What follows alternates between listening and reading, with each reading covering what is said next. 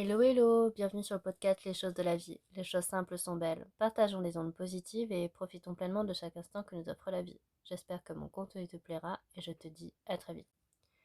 Aujourd'hui, on va parler de 20 anecdotes absolument incroyables tirées de Se coucher moins bête. Ça va aller des profondeurs de l'océan jusqu'aux confins de l'histoire babylonienne en passant par des baskets qui flottent toutes seules. Donc si vous voulez bien, on va commencer. Installez-vous confortablement et c'est parti. Allez, on attaque avec un animal qu'on croit bien connaître, la taupe, mais pas n'importe laquelle. La taupe a nez étoilé, et elle cache un talent franchement dingue. Elle peut sentir sous l'eau. Alors pour y arriver, elle expire de minuscules bulles d'air sur sa proie, puis les réaspire aussitôt. Les molécules odorantes piégées dans ces bulles lui permettent d'identifier ce qu'elle chasse en une fraction de seconde. En gros, elle a inventé son propre sonar olfactif. La nature, vraiment, elle a pas fini de nous surprendre, hein. Est-ce que tu as déjà vu une file de langoustes? Non. Bah, je parle pas du restaurant, je parle de la vraie vie, hein, dans les Caraïbes. Eh bien, certaines langoustes des Caraïbes migrent en convoi en file indienne. Quand les eaux refroidissent, elles quittent les zones peu profondes et marchent jour et nuit. Chaque animal pose ses antennes sur la queue de celui qui le précède, et ça crée un cortège ininterrompu, parfaitement ordonné.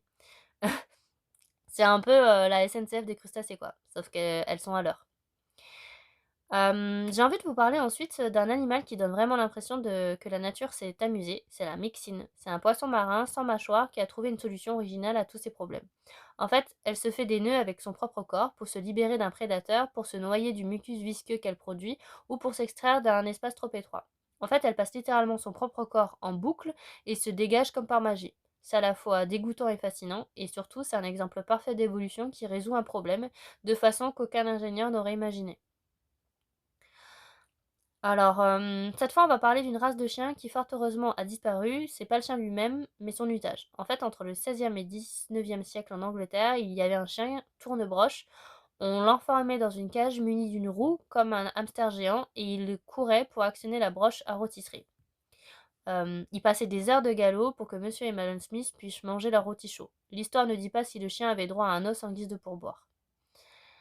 Et pour clore le segment animal, parce que c'est la cinquième anecdote au niveau des animaux, eh bien, sachez que nous ne sommes pas les seuls primates à apprécier un verre de temps en temps. Dans la nature, il y a les chimpanzés qui ont été observés consommant régulièrement de l'alcool. Du vin de palme fermenté naturellement pour être précis. Et ils y reviennent, et ce n'est pas un accident, c'est une habitude. On partage, comme vous le savez, 90% de notre ADN avec les chimpanzés, et apparemment aussi le réflexe de se retrouver au bar en fin de semaine. Alors, on va passer aux anecdotes plutôt historiques. Alors, quand on pense aux premiers écrivains de l'histoire, on imagine les hommes grecs en toge. Et ben non, mauvaise réponse. La toute première autrice connue s'appelle Énédoana. En fait, c'était une princesse et une grande prêtresse de la dynastie d'Akkad en Mésopotamie. Elle a vécu au 23e siècle avant Jésus-Christ, soit plus de 4200 ans avant nous, et elle a laissé des hymnes et des poèmes religieux qui nous sont parvenus. En fait, il y a Homère, Vigile, à côté, ce sont presque des débutants. Et en fait, Enneaduana a posé sa plume, enfin son stylet sur argile, bien avant tout le monde. Il faut savoir qu'il y a un département français qui a simplement cessé d'exister et qui s'appelait la Meurthe. En fait, après la défaite de 1870 contre la Prusse, l'Alsace et une partie de la Lorraine ont été annexées par l'Empire allemand.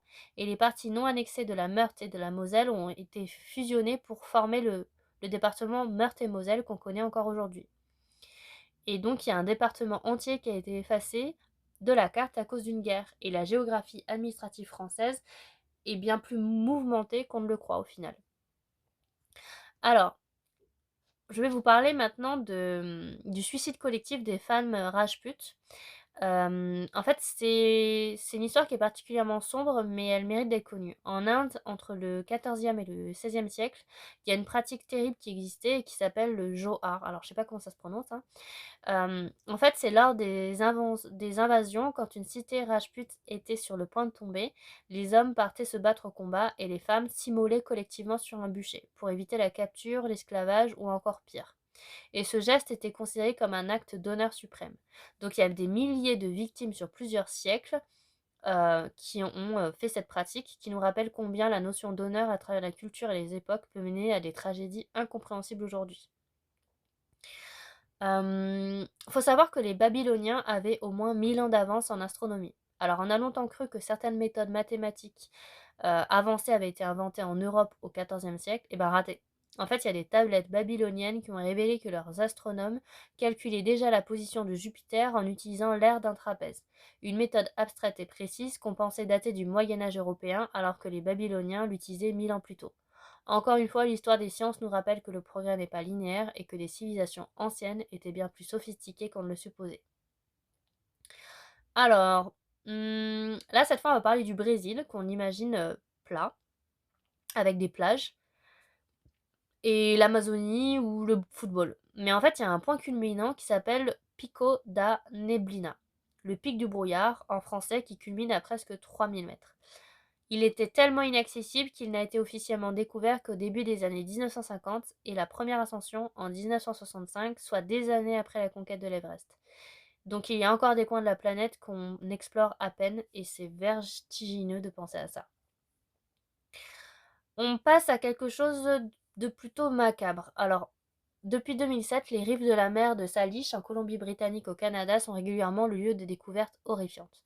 On a par exemple retrouvé 19 chaussures de sport contenant des pieds humains, ce qui a immédiatement lancé des théories sur un tueur en série fétichiste. Mais en fait, les autorités ont finalement une explication bien plus scientifique. Les matériaux modernes de basket étant flottants, lors de la décomposition d'un corps dans l'eau, le pied se sépare et la chaussure remonte à la surface. Et les courants amènent ensuite ces chaussures vers une zone particulière. Je sais pas si c'est vraiment rassurant ce que je viens de dire, mais bon. Alors, ensuite, je peux parler de la loterie du Texas qui a été arnaquée par des mathématiques.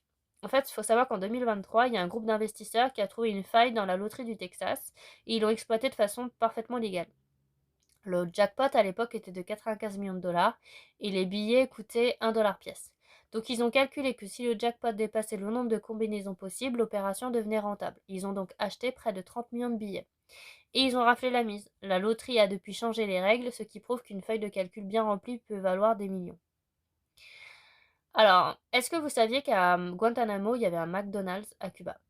Alors, Cuba et McDonald's, ça va pas vraiment ensemble et pourtant, il existe bel et bien un McDonald's sur le sol cubain et il est situé à l'intérieur de la base militaire américaine de Guantanamo, une enclave sous contrôle américain qui accueille donc ses propres commerces, dont le célèbre fast-food aux Arches Dorées. Quelque part à 90 miles de Miami, entre deux cellules de détention, il y a donc un Happy Meal qui attend. C'est une absurdité du monde en une seule image. Alors, je vais vous parler de peintures cachées dans les tranches de livres. Je pense qu'il y en a peut-être qui le savent, mais voilà, il y a des livres, si vous regardez la tranche et non la couverture, sur le côté opposé à la reliure, il y a certains livres qui cachent une surprise. C'est ce qu'on appelle l'art du four-edge painting. C'est des artistes qui peignent des scènes entières sur la tranche d'un livre fermé. Rien ne se voit, juste une dorure unie, mais si on écarte légèrement les pages, un tableau apparaît. Certains de ces livres ont plusieurs siècles, et leurs propriétaires successifs ne savaient peut-être même pas que le trésor était là. C'est l'art de la dissimulation au sens le plus littéral. Et je peux vous dire que c'est vraiment extraordinaire. En fait, c'est une peinture qui est un peu dorée. Et quand voilà, vous bougez légèrement les pages, ça crée en fait un paysage, des portraits. C'est vraiment très très beau et très très délicat. Euh, Là, on va parler de taxes britanniques sur les chapeaux. Et oui, vous pensiez que les taxes sur les fenêtres c'était absurde, et bien l'Angleterre a fait encore mieux. En fait, de 1784 à 1811, le gouvernement britannique a instauré une taxe sur les chapeaux. Plus le chapeau était cher, plus fallait le payer. Et pour contrer la fraude, les chapeaux devaient porter une estampille officielle. Et revendre un chapeau sans estampille était passible de la peine de mort. Donc mourir pour un chapeau, franchement, l'Angleterre géorgienne ne plaisantait vraiment pas avec la mode. Euh, on termine en beauté avec la science contemporaine. Alors, imaginez survoler un rein ou un cerveau humain entier, puis zoomer jusqu'aux cellules individuelles sans découper quoi que ce soit. C'est désormais possible grâce au synchrotron. C'est une imagerie 3D multiscalaire qui permet de passer de la vue d'ensemble de l'organe jusqu'aux détails microscopiques dans le même échantillon sans aucune coupe. Un peu comme Google Earth, mais pour le corps humain. Pour la médecine, les possibilités sont immenses et comprendre les maladies, observer les structures intérieures, la biologie, en fait, on entre dans une nouvelle dimension. Ensuite, il y a Les enfants de la Lune, je ne sais pas si vous connaissez, mais c'est un surnom poétique qui cache une réalité médicale très difficile. Certaines personnes souffrent d'une maladie génétique rare qui rend leur peau incapable de réparer les dommages causés par les ultraviolets, et toute exposition au soleil, même bref, peut provoquer des cancers de la peau. Ils doivent donc vivre protégés en permanence, et pour certains, vivre à la nuit. Et donc, une vie entière organisée autour de l'absence de lumière, ça remet en perspective notre rapport aux moindres rayons du soleil. Et ils sont tout le temps en combinaison, en fait, pour éviter d'être attaqués par la peau, sur la peau. Euh, et maintenant, on va parler du match historique de 2016 du jeu de Go entre l'IA AlphaGo et le champion du monde humain Lee Sedol. Quelque chose d'extraordinaire s'est produit. En fait, au 37e coup, AlphaGo a joué un mouvement que les experts ont jugé bizarre, presque une erreur. DeepMind a estimé qu'un joueur humain n'aurait qu'une chance sur 10 000 de choisir ce coup. Et pourtant, ce coup s'est avéré décisif, brillamment créatif. L'IA avait imaginé une stratégie que des millénaires de jeux humains n'avaient pas jamais produite, et ce jour-là, et quelque chose a changé dans notre rapport à l'intelligence artificielle. En fait, il a joué ce qu'on appelle le coup 37. Ce que aucun humain n'aurait fait, en fait. Et donc, il a gagné. Euh, Là, on va parler d'une tradition orale, le smog, qui a sauvé des milliers de vies. En fait, le 26 décembre 2024, le tsunami dévastateur en Asie du Sud-Est, parmi les zones touchées, l'île indonésienne de Simeulue, a connu un miracle. Sur cette île, il y a une tradition orale transmise de génération en génération depuis 1907 qui disait: si la mer se retire après un séisme, cours te réfugier en hauteur. Cette tradition s'appelle le smog. Donc en 2004, quand la mer s'est retirée, les habitants ont tout de suite su ce que ça signifiait. Résultat, très peu de victimes sur cette île alors que les zones voisines étaient dévastées. Et la mémoire collective, transmise en chanson ou en récit, peut valoir tous les systèmes d'alerte du monde. Et voilà pour les anecdotes de se coucher moins bête du jour. Euh, je ne sais pas quelle anecdote vous allez le plus étonner ou le plus plu. Si vous avez aimé cet épisode, n'hésitez pas à me le mettre en commentaire. Et puis, je vous dis à bientôt dans un nouvel épisode. Et en attendant, prenez bien soin de vous.